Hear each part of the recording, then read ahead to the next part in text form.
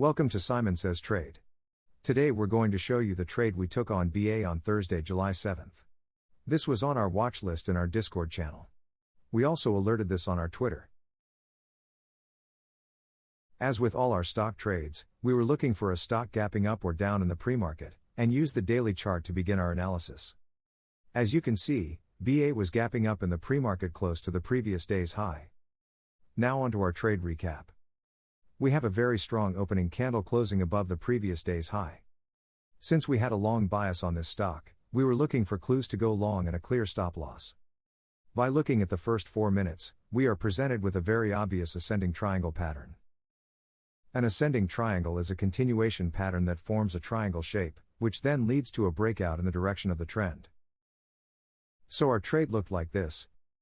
Entry above high of day, at 139.32, with a stop below the low of the wedge at 138.75. As with all our trades, we aim for 2R targets, and on this trade it was therefore 140.46. This particular trade was triggered in at 9:34 a.m. And we exited for a full 2R win, at 9:36 a.m. That's 2 minutes total. When risking $1,000 per trade, this would have given you a profit of $2,000 in less time than it takes to make a coffee.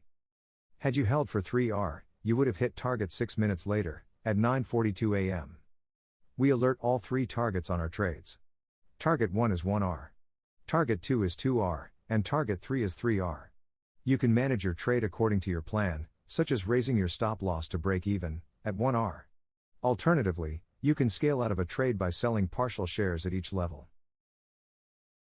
You might only be risking $20 per trade right now, but in time you can get to 1,000 risk per trade. Just keep pushing. If you enjoyed this video, and want to see more, please like and subscribe. Happy trading and see you next time.